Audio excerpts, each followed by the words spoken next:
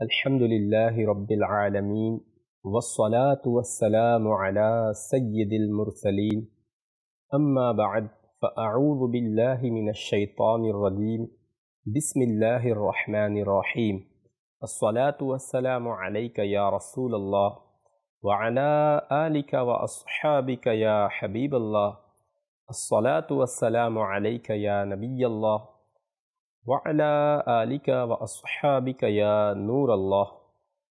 প্রিয় প্রিয় ইসলামী ভাইরা এবং মাদানী চ্যানেলের দর্শকবৃন্দ, অনুষ্ঠান সাহাবা ইকরামের সিরাত নিয়ে উপস্থিত হয়েছি।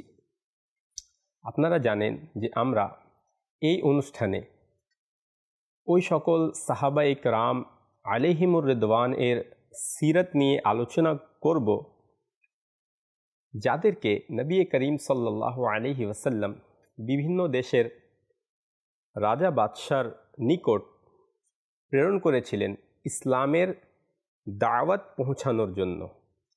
তো ইনশাআল্লাহ আজ্জা ওয়া জাল আজকে আমরা হযরতে সৈয়দুনা উসমান গনি রাদিয়াল্লাহু তাআলা আনহু এর সিরাত শুনব, যে হযরতে উসমান গনি রাদিয়াল্লাহু তাআলা আনহু কিভাবে ইসলামের দাওয়াতকে প্রচার করেছেন। নবী করিম সাল্লাল্লাহু আলাইহি ওয়াসাল্লামের আদেশে নবী করিম সাল্লাল্লাহু আলাইহি ওয়াসাল্লাম হযরতে উসমান গনি রাদিয়াল্লাহু তাআলা আনহুকে দূত হিসেবে প্রেরণ করেছিলেন। আজকে ইনশাআল্লাহ আমরা শোনার চেষ্টা করব। আসুন তার পূর্বে আমরা দুরূদ শরীফের একটি ফজিলত শ্রবণ করে নিই। নবী করিম রাউফুর রহিম সাল্লাল্লাহু তাআলা আলাইহি ওয়া আলিহি ওয়াসাল্লাম ইরশাদ করেন, নিশ্চয় কিয়ামতের দিন আমার সবচেয়ে বেশি নিকটে সেই হবে যে আমার উপর সর্বাপেক্ষা বেশি দরুদ শরীফ পাঠ করবে। সাল্লু আলাল হাবিব সাল্লাল্লাহু তাআলা আলা মুহাম্মদ সাল্লাল্লাহু আলাইহি ওয়া আলিহি ওয়াসাল্লাম। ইনশাআল্লাহ আমরাও নবী করিম সাল্লাল্লাহু আলাইহি ওয়াসাল্লামের প্রতি অধিক হারে দুরুদে পাক পাঠ করার চেষ্টা করব। আল্লাহ তাআলা আমাদেরকে তৌফিক দান করুন, আমিন। প্রিয় ইসলামী ভাইরা, আজকে আমরা হযরতে উসমান গনি রাদিয়াল্লাহু তাআলা আনহু এর সিরাত শুনব। হযরতে সৈয়দুনা উসমান গনি রাদিয়াল্লাহু তাআলা আনহু তিনি এমন একজন সাহাবী যাকে আস-সাবিকুন আল-আউয়ালুন অর্থাৎ হযরতে সৈয়দুনা উসমান গনি রাদিয়াল্লাহু তাআলা আনহু ওই ব্যক্তিত্বদের মধ্য থেকে একজন যাদেরকে আস-সাবিকুন আল-আউয়ালুন বলা হয়। অর্থাৎ কুরআন শরীফে আল্লাহ তাআলা বলেছেন যে ওয়াস-সাবিকুন আল-আউয়ালুন মিনাল মুহাজিরিনা ওয়াল আনসারি ওয়াল্লাযীনা তাবাউহুম বিইহসান রাদিয়াল্লাহু আনহুম ওয়া রাদু আনহু ওয়া আ'আদ্দা লাহুম জান্নাতিন তাজরি তাহতাহাল আনহার খালিদিনা ফিহা আবাদা যালিকাল ফাওজুল আযীম। আল্লাহ বলেন, এবং সবার মধ্যে অগ্রগামী প্রথম মুহাজির ও আনসার এবং যারা সৎকর্মের সাথে তাদের অনুসারী হয়েছে, আল্লাহ তাদের প্রতি সন্তুষ্ট এবং তারাও আল্লাহর প্রতি সন্তুষ্ট। অর্থাৎ আল্লাহ তাআলা তাদের প্রতি সন্তুষ্ট, তাদের আমল আল্লাহ তাআলা কবুল করেছেন এবং তারাও আল্লাহর প্রতি সন্তুষ্ট। অর্থাৎ আল্লাহ তাআলা যে সওয়াব তাদেরকে দান করবেন, আল্লাহ তাআলা যে পুরস্কার তাদেরকে দান করবেন, তারা তাতে সন্তুষ্ট। তো এই আয়াতে যাদের কথা বলা হয়েছে হযরত উসমান গনি রাদিয়াল্লাহু তাআলা আনহু তাদের অন্তর্ভুক্ত। অর্থাৎ আস-সাবিকুন আল-আউয়ালুনের অর্থ হচ্ছে যে যারা শুরুতে ইসলাম গ্রহণ করেছে, অর্থাৎ প্রাথমিক দিকে যারা ইসলাম ধর্ম গ্রহণ করেছে। হযরতে সৈয়দুনা আবু বকর সিদ্দিক রাদিয়াল্লাহু তাআলা আনহু এর দাওয়াতে হযরত উসমান গনি রাদিয়াল্লাহু তাআলা আনহু ইসলাম ধর্ম গ্রহণ করেছিলেন। ইসলাম ধর্ম গ্রহণ করার পর হজরতে উসমান গনি রাদিয়াল্লাহু তাআলা আনহু এর উপর অনেক অত্যাচার হয়েছে। হজরতে উসমান গনি রাদিয়াল্লাহু তাআলা আনহু এর চাচা তার উপর অনেক অত্যাচার করেছেন, তবুও হজরতে উসমান গনি রাদিয়াল্লাহু তাআলা আনহু ইসলাম থেকে পিছপা হননি। নবী করিম সাল্লাল্লাহু আলাইহি ওয়াসাল্লাম হজরতে সৈয়দুনা উসমান গনি রাদিয়াল্লাহু তাআলা আনহু এর সাথে তার মেয়ে, তার রাজকন্যা হজরতে রুকাইয়াহ রাদিয়াল্লাহু তাআলা আনহার বিয়ে করিয়ে দেন। তো এটি ছিল ইসলামের প্রাথমিক যুগ। এটাতে কাফিরদের অত্যাচারও অব্যাহত ছিল। নবী করিম সাল্লাল্লাহু আলাইহি ওয়াসাল্লাম মুসলমানদেরকে আদেশ দিলেন যে তারা যেন মক্কা ছেড়ে হাবশা এর দিকে হিজরত করে। তো কয়েকজন সাহাবা ইকরাম এবং কয়েকজন সাহাবিয়াত তারা মক্কা থেকে হাবশার দিকে হিজরত করে এবং তাতে হজরতে উসমান গনি রাদিয়াল্লাহু তাআলা আনহু ছিলেন। হাবশায় কিছুদিন অতিবাহিত হওয়ার পর এই খবর পাওয়া গেল যে মক্কা শরীফে এখন শান্তি প্রতিষ্ঠিত হয়েছে, অর্থাৎ কাফিরদের জুলুম নির্যাতন শেষ হয়ে গিয়েছে। এই খবর পাওয়া গেল হাবশাতে। তো এই সংবাদ শোনার পর সাহাবা ইকরামগণ যারা হাবশায় হিজরত করে গিয়েছিলেন তারা মক্কায় আবারও চলে আসলেন, কিন্তু মক্কায় আসার পর তারা দেখলেন অবস্থা তো পূর্বের ন্যায়, কাফিরদের জুলুম নির্যাতন অব্যাহত রয়েছে। এতে হজরত উসমান গনি রাদিয়াল্লাহু তাআলা আনহু সিদ্ধান্ত নিলেন যে এখন মক্কাতেই থাকব এবং সেখান থেকেই তিনি তাদের জুলুম, তাদের অত্যাচার সহ্য করতে থাকেন। এমনকি নবী করিম সাল্লাল্লাহু আলাইহি ওয়াসাল্লাম মদিনা শরীফে হিজরত করেন এবং হজরত উসমান গনি রাদিয়াল্লাহু তাআলা আনহু এবং তার স্ত্রী হজরত রুকাইয়া রাদিয়াল্লাহু তাআলা আনহা তিনিও মদিনা শরীফে হিজরত করেন। মদিনা শরীফে পৌঁছানোর পর হজরত উসমান গনি রাদিয়াল্লাহু তাআলা আনহু তিনি ব্যবসা শুরু করেন এবং আল্লাহ তাআলা তার ব্যবসায় অনেক বরকত দান করেন এবং তিনি তার ধন সম্পদ দ্বারা ইসলাম এর খিদমত করতে শুরু করেন। যখনই কোনো গুরুত্বপূর্ণ উপলক্ষ এসেছে ইসলামে, সৈয়দুনা উসমান গনি রাদিয়াল্লাহু তাআলা আনহু সর্বদা ইসলামের খিদমতের জন্য তার সম্পদ ব্যয় করেছেন। এখন সেটা যুদ্ধের উপলক্ষ হোক অথবা মুসলমানদের পানির অভাব মেটাতে তিনি একটি কূপ কিনে সেটি উন্মুক্ত করে দিয়েছেন মুসলমানদের জন্য। এবং আর যে উপলক্ষেই হোক না কেন হজরত উসমান গনি রাদিয়াল্লাহু তাআলা আনহু ইসলামের অনেক বেশি খিদমত করেছেন তার সম্পদ দ্বারা।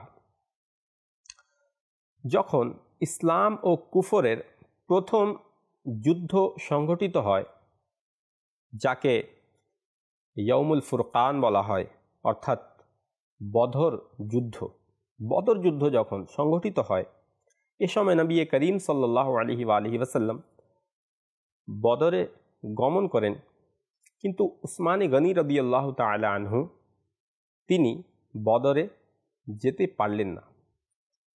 এর কারণ এটি ছিল যে হজরত উসমান গনি রাদিয়াল্লাহু তাআলা আনহু এর স্ত্রী নবী করিম সাল্লাল্লাহু আলাইহি ওয়াসাল্লামের শাহজাদি হজরতে রুকাইয়া রাদিয়াল্লাহু তাআলা আনহা তিনি খুব বেশি অসুস্থ ছিলেন। তো হজরত উসমান গনি রাদিয়াল্লাহু তাআলা আনহু কে নবী করিম সাল্লাল্লাহু আলাইহি ওয়াসাল্লাম আদেশ দিয়েছিলেন যে তুমি এখানে থেকে হজরত রুকাইয়ার সেবা করো, তাকে দেখাশোনা করো। আর এই অসুস্থতার মধ্যেই হযরত রুকাইয়া রাদিয়াল্লাহু তাআলা আনহায়ের ইন্তেকাল হয়ে গিয়েছিল। হযরত উসমান গনি রাদিয়াল্লাহু তাআলা আনহুয়ের একটি সৌভাগ্য এই যে হযরত রুকাইয়া রাদিয়াল্লাহু তাআলা আনহায়ের ইন্তিকালের পর হযরত উসমান গনি রাদিয়াল্লাহু তাআলা আনহু এর সাথে নবী করিম সাল্লাল্লাহু আলাইহি ওয়া সাল্লাম তার আরেকটি কন্যা, তার আরেকটি শাহজাদি হযরতে উম্মে কুলসুম রাদিয়াল্লাহু তাআলা আনহায়ের বিয়াও হযরতে উসমান গনি রাদিয়াল্লাহু তাআলা আনহু এর সাথে দিয়ে দেন। সুবহানাল্লাহ। সমগ্র মানব ইতিহাসে, ইসলামের ইতিহাসে একমাত্র হযরত উসমান গনি রাদিয়াল্লাহু তাআলা আনহুই রয়েছেন যিনি এক নবীর দুইজন কন্যাকে একের পর এক বিবাহ করেছেন। এই জন্যই হযরত উসমান গনি রাদিয়াল্লাহু তাআলা আনহুকে যুন-নূরাইন বলা হয়, অর্থাৎ দুই নূরের অধিকারী। সুবহানাল্লাহ। হযরত উসমান গনি রাদিয়াল্লাহু তাআলা আনহুকে যুন-নূরাইন বলা হয়, কারণ কি তিনি নবী করিম সাল্লাল্লাহু আলাইহি ওয়াসাল্লামের দুইজন কন্যাকে বিবাহ করেছিলেন। নবী করিম সাল্লাল্লাহু আলাইহি ওয়াসাল্লাম একটি স্বপ্ন দেখেছিলেন, তো তিনি তারপর এই ইচ্ছা পোষণ করলেন যে এবার আমরা উমরা করব। তো তিনি সকল সাহাবাই کرام গণকে নিয়ে উমরা করার উদ্দেশ্যে মদিনা শরীফ থেকে বের হলেন। তো উদ্দেশ্য এটাই ছিল যে আমরা উমরা করব এবং উমরা করে আবার চলে আসব। ওইদিকে মক্কায় কাফেরেরা এটা মনে করল যে সম্ভবত নবী করিম সাল্লাল্লাহু আলাইহি ওয়াসাল্লাম আমাদের উপর হামলা করতে আসছেন। তারাও প্রস্তুতি নিতে শুরু করল। এমত অবস্থায় হুদায়বিয়া নামক স্থানে নবী করিম সাল্লাল্লাহু আলাইহি ওয়াসাল্লাম থামলেন এবং নিজেদের মধ্যে পরামর্শ করলেন যে মক্কায় কাকে দূত হিসাবে পাঠানো যায়, যে তাদেরকে গিয়ে আমাদের উদ্দেশ্য বলবে, তাদেরকে জানাবে যে আমরা কোন উদ্দেশ্যে মক্কায় আসতে চাচ্ছি, আমাদের উদ্দেশ্য শুধু উমরা করা, আর কিছুই নেই। তো হযরতে উমর ফারুক রাদিয়াল্লাহু তাআলা আনহু এর নাম দূত হিসেবে আসলো। সবাই পরামর্শ দিল যে হযরত উমর ফারুক রাদিয়াল্লাহু তাআলা আনহুকে দূত বানানো যায়। কিন্তু হযরত উমর ফারুক রাদিয়াল্লাহু তাআলা আনহু বললেন যে আমার অভিমত হচ্ছে যে হযরত উসমান গনি রাদিয়াল্লাহু তাআলা আনহুকে দূত হিসেবে পাঠানো হোক। কেননা হযরত উসমান গনি রাদিয়াল্লাহু তাআলা আনহু এর পরিবারের লোকজন মক্কায় রয়েছে, তারা শক্তিশালীও রয়েছে এবং হযরত উসমান গনি রাদিয়াল্লাহু তাআলা আনহু এর রেসপেক্ট সেখানে আছে। তো এবং মক্কাবাসী কুরাইশরা হযরত উসমান গনি রাদিয়াল্লাহু তাআলা আনহুকে বিশ্বস্ত মনে করেন। তো আমি মনে করি যে হযরত উসমান গনি রাদিয়াল্লাহু তাআলা আনহুকে দূত হিসাবে পাঠানো হোক।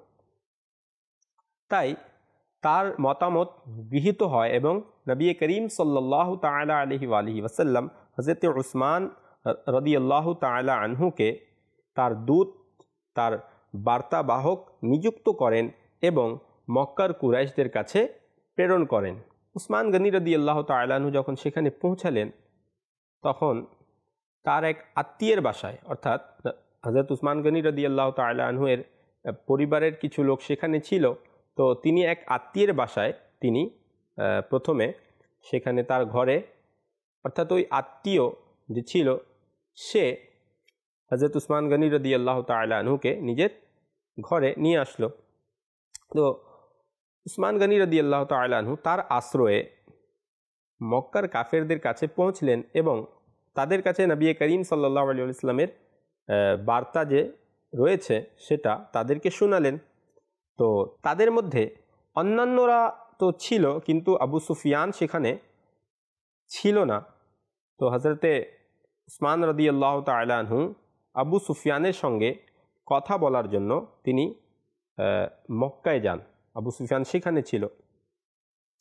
হযরত উসমান গনি রাদিয়াল্লাহু তাআলা আনহু নিজের উদ্দেশ্য বর্ণনা করেন যে আমরা কেন এসেছি, যে আমরা কেন আসতে চাচ্ছি, মুসলমানগণ কেন মক্কায় আসতে চাচ্ছে, যে আমাদের উদ্দেশ্য শুধু উমরা করা, এছাড়া আমাদের আর কোনো উদ্দেশ্য নেই এবং আমাদের কাছে এমন কোনো যন্ত্র, এমন কোনো অস্ত্রও নেই, কারণ আমরা শুধু উমরা করার জন্য আসতে চাচ্ছি। তখন ওই মক্কার কাফিরেরা বলল যে আমরা এই সিদ্ধান্ত নিয়েছি যে নবী করিম সাল্লাল্লাহু আলাইহি ওয়াসাল্লামকে এই বছর আমরা উমরা করতে দিব না। তো হে ওসমান, যদি আপনি উমরাই করতে চান, আপনাদের উদ্দেশ্য যদি উমরা পালন করাই হয়, তাহলে আপনি তো মক্কাতে চলে এসেছেন, আপনি উমরা করে নিন, আপনি তাওয়াফ করে নিন। সুবহানাল্লাহ। হযরত উসমান গনি রাদিয়াল্লাহু তাআলা আনহু-এর ইশকে রাসূল কেমন ছিল। হযরতে উসমান গনি রাদিয়াল্লাহু তাআলা আনহু বললেন, এটা কিভাবে হতে পারে যে আমার প্রিয় নবী সাল্লাল্লাহু আলাইহি ওয়াসাল্লাম উমরা করেননি আর আমি উমরা করব? নবী করিম সাল্লাল্লাহু আলাইহি ওয়াসাল্লাম উমরা করতে পারবেন না আর আমি উমরা করব? এটা কখনোই হতে পারে না। অপরদিকে যারা মদিনা শরীফেই ছিলেন, যারা আসতে পারেননি, তারা এটা ভাবছেন যে হযরত উসমান তো মক্কায় গিয়েছেন, তিনি হয়তো সেখানে উমরা করবেন, উমরা করার সৌভাগ্য অর্জন করবেন, কারণ সাহাবায়ে কেরামের সেটি মাতৃভূমি ছিল মক্কা শরীফ। সাহাবায়ে কেরামের এই কথা যখন নবী করিম সাল্লাল্লাহু আলাইহি ওয়াসাল্লামের দরবারে পৌঁছল, তো নবী করিম সাল্লাল্লাহু আলাইহি ওয়াসাল্লাম ইরশাদ করলেন যে উসমান কখনোই আমাদেরকে ছেড়ে উমরা করবে না। সুবহানাল্লাহ। নবী করিম সাল্লাল্লাহু তাআলা আলাইহি ওয়া আলিহি ওয়াসাল্লাম হযরত উসমান রাদিয়াল্লাহু তাআলা আনহুকে অনেক অনেক ভালোবাসতেন। তিনিও জানেন যে হযরত উসমান আমাদেরকে ছেড়ে কখনোই একা উমরা করবে না। যখন উসমান গনি রাদিয়াল্লাহু তাআলা আনহু ফিরে আসলেন, তো এই কথাই হলো যে যখন তার সাথে কথা বলা হলো যে তুমি কি উমরা করেছিলে, তো তিনি এটাই বলেছিলেন যে এটা কিভাবে হতে পারে যে নবী করিম সাল্লাল্লাহু আলাইহি ওয়াসাল্লাম উমরা করেননি আর আমি উমরা করব? আমি উমরা করিনি। তো এটা যখন তিনি এসেছিলেন তখন তিনি বলেছিলেন। বোঝা গেল যে সাহাবায়ে কেরামের অন্তরে প্রিয় নবী সাল্লাল্লাহু আলাইহি ওয়াসাল্লামের ভালোবাসা কেমন ছিল। সাহাবায়ে কেরামগণ তাদের প্রতিটি কাজ নবী করিম সাল্লাল্লাহু আলাইহি ওয়াসাল্লাম এর পিছে, নবী করিম সাল্লাল্লাহু আলাইহি ওয়াসাল্লামের আনুগত্যে, নবী করিম সাল্লাল্লাহু আলাইহি ওয়াসাল্লামের অনুসরণে করার চেষ্টা করতেন এবং তারা এটাই পছন্দ করতেন যে আমরা যে কাজই করব তাতে যেন নবী করিম সাল্লাল্লাহু আলাইহি ওয়াসাল্লামের আনুগত্য হয়, নবী করিম সাল্লাল্লাহু আলাইহি ওয়াসাল্লামের অনুসরণ হয়। এটাই সাহাবায়ে কেরামগণ পছন্দ করতেন। এই জন্যই হযরত উসমান গনি রাদিয়াল্লাহু তাআলা আনহু একা উমরা করেননি। এটি তাদের অনেক সুন্দর এবং প্রেমময় নীতি ছিল যে তারা নবী করিম সাল্লাল্লাহু আলাইহি ওয়াসাল্লামকে ছেড়ে কোনো কাজই করতেন না। যাই হোক, হযরত উসমান গনি রাদিয়াল্লাহু তাআলা আনহু যখন মক্কায় যান, তো অনেক সুন্দরভাবে নিজের উদ্দেশ্য তাদের কাছে বর্ণনা করেন এবং তারপর হযরত উসমান গনি রাদিয়াল্লাহু তাআলা আনহু এর মক্কা থেকে ফিরে আসতে কিছুটা সময় লাগলো, কিছুটা বিলম্ব হলো। তো মুসলমানদের কাছে গুজব ছড়িয়ে পড়ে যে হযরতে উসমানকে হত্যা করা হয়েছে। একজন দূতকে, একজন বার্তাবাহককে হত্যা করা সে যুগেও অনেক বেশি এটাকে মন্দ বলা হতো এবং খারাপ বলে বিবেচিত হতো। অতএব যখন এটা হলো, সাহাবায়ে কেরামগণ খুবই রাগান্বিত হলেন। তো হজরতে উসমান গনি রাদিয়াল্লাহু তাআলা আনহুয়েরই যে দূত হিসেবে তিনি গিয়েছিলেন, তারপরেই যখন তিনি ফিরে এসেছিলেন তখন হুদায়বিয়ার সন্ধিও হয়। তো হযরত উসমান গনি রাদিয়াল্লাহু তাআলা আনহু যে সেখানে গেলেন, তো কুরাইশরা তাকে কিছু সময়ের জন্য সেখানে আটকে রাখলো। কিন্তু হযরত উসমান গনি রাদিয়াল্লাহু তাআলা আনহু যেখানে ইচ্ছা সেখানেই যেতেন এবং হযরত উসমান গনি রাদিয়াল্লাহু তাআলা আনহু সেখানে নবী করিম সাল্লাল্লাহু আলাইহি ওয়া সাল্লামের যে বার্তা, যে উদ্দেশ্য তা বর্ণনা করতে থাকেন। হযরত উসমান গনি রাদিয়াল্লাহু তাআলা আনহু কিছু মুসলমানদেরকে দেখলেন যারা ইসলাম তো গ্রহণ করে নিয়েছে, কিন্তু তারা এখন অনেক দুর্বল, তাদের এত সামর্থ্য নেই যে তারা হিজরত করে মদিনা শরীফ আসতে পারে। তো হযরত উসমান গনি রাদিয়াল্লাহু তাআলা আনহু তাদের কাছে গেলেন এবং তাদেরকে বললেন, নবী করিম সাল্লাল্লাহু আলাইহি ওয়াসাল্লামের বার্তা তাদেরকেও পৌঁছালেন। বললেন যে এই কষ্টগুলো সাময়িক সময়ের জন্য, ক্ষণস্থায়ী। মুসলমানদেরকে বললেন যে শোনো, এই কষ্টগুলো সাময়িক সময়ের জন্য, খুবই ক্ষণস্থায়ী, খুব শীঘ্রই ইসলামের বিজয় হবে। সুবহানাল্লাহ, ইসলামের বিজয় অর্জিত হবে। অচিরেই ইসলাম এর আলো মক্কায় চলে আসবে এবং সকল দুঃখ কষ্টের অবসান ঘটবে।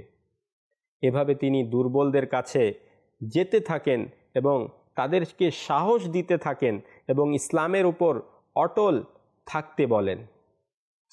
হযরত উসমান গনি রাদিয়াল্লাহু তাআলা আনহু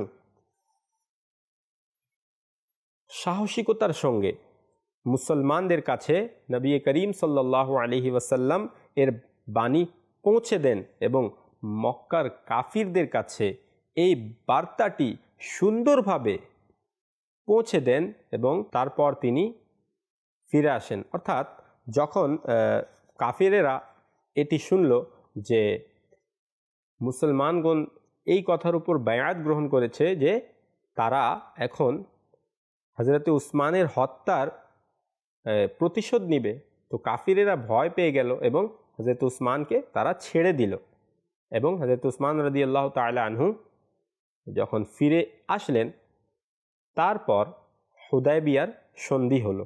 দেখুন, হযরত উসমান গনি রাদিয়াল্লাহু তাআলা আনহু নবী করিম সাল্লাল্লাহু আলাইহি ওয়াসাল্লামের দরবারে কিরূপ বিশ্বস্ত ছিলেন যে হযরতে উসমান গনি রাদিয়াল্লাহু তাআলা আনহুকে এমন এক বিপদের সময় হযরত উসমান গনি রাদিয়াল্লাহু আনহুকে দূত হিসেবে প্রেরণ করলেন। আর আমরা এটাও জানতে পারলাম যে হযরত উসমান গনি রাদিয়াল্লাহু তাআলা আনহু শুধু মুসলমানদের কাছে নয়, বরং কাফিরদের কাছেও তিনি অনেক সম্মানিত একটি ব্যক্তি ছিলেন এবং তারাও তাকে সম্মান করত।